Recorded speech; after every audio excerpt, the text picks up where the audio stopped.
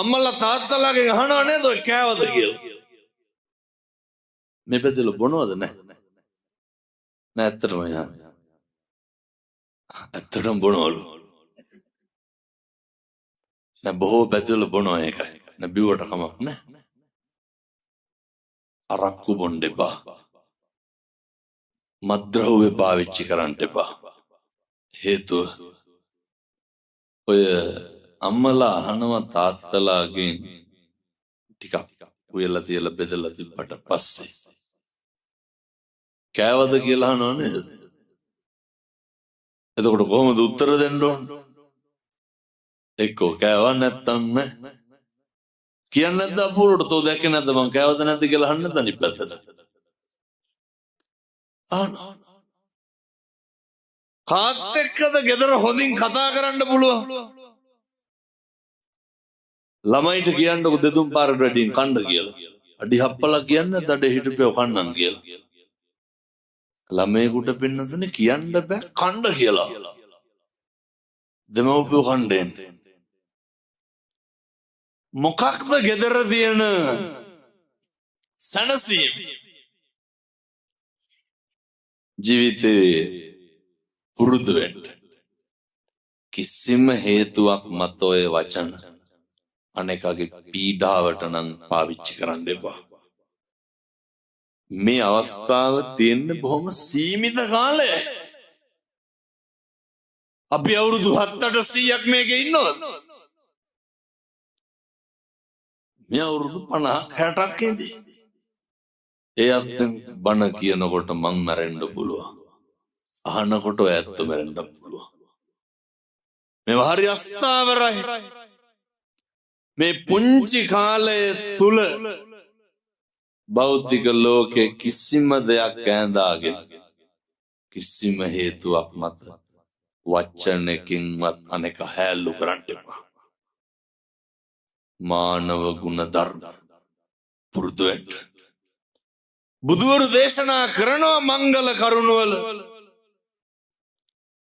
ගාර වෝච නිවාතෝච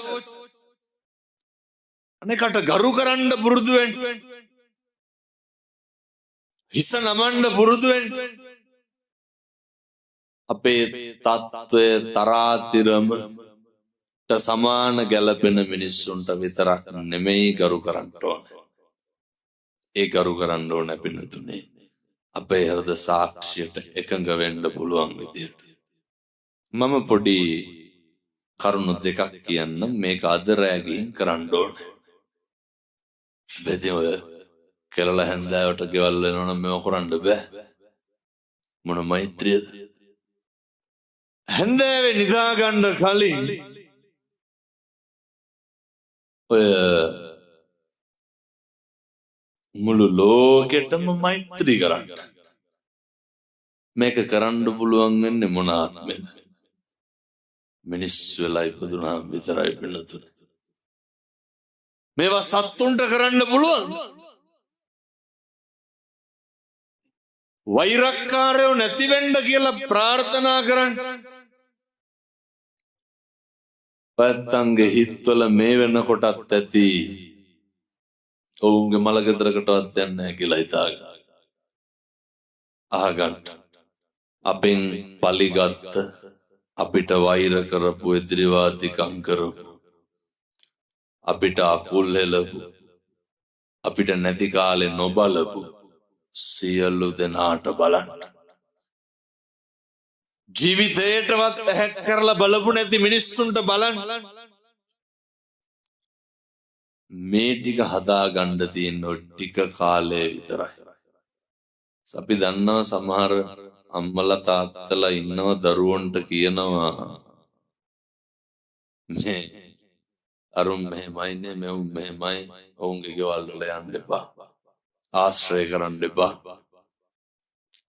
ගොඩක් දෙමව්පියෝ තමයි වෛරය ක්‍රෝධය පතුරන්නේ. දරුවන්ට අප්‍රිය කරනවා දෙමව්පියෝ. දැන් අපි හිතමුකෝ හොඳවත්තට මතක් වෙයි අපේ අම්මා තාත්තා වයි කියලා. ගෙදර ඉන්නවා කියලා. කණ්ඩ දෙන දරුවා, ක්ලිනික් එක යන දරුවා, බෙහෙත් ටික දෙන දරුවා ජීවිතේට මේ මිනිස්සයාගේ හොඳක් කියන්නේ නැහැ. අවුරුද්දකට සැරයක් ඔය සරමකුයි චීත්තකුයි හැට්ටකුයි සීනේ 250කුයි කිරිපිටි පැකට් එකකුයි අරන් එන. ඔය ඈත ඉඳන් එන කවුරු හරි දරුවෙක් ඉන්නවනේ. ලොකු කවුද? අර කොහේවත් ඉඳන් එන මිනිස්සු. අර හැමදාම කණ්ඩ බොණ්ඩ දෙන දරුවා දකින්නේ මඩු පාඩුනේ. අවුරුද්දකට දෙපාරක් විතර ආවට පස්සේ ඒ දරුවා ළඟට අරගෙන කියන්නේ මොනවද? අර මොකක් හරි වෙච්ච අඩුපාඩුවක් කියන්නේ. නැනිකම් මේ කියනවට හිතන්නකො ඔය කටවල් වලින් කවද්ද හොඳක් කිව්වේ කියලා. ජීවිතය අදිෂ්ඨාන කරගන්න. ජීවිතේ ප්‍රාර්ථනා කරන්න. මිම්මනත කවදාවත් ඔය කටවල් වලින් අනෙකගේ අගුණ කියන්න එපා. මේවා නම් හදා ගන්න ඕන දේවල් පින්නතුනේ.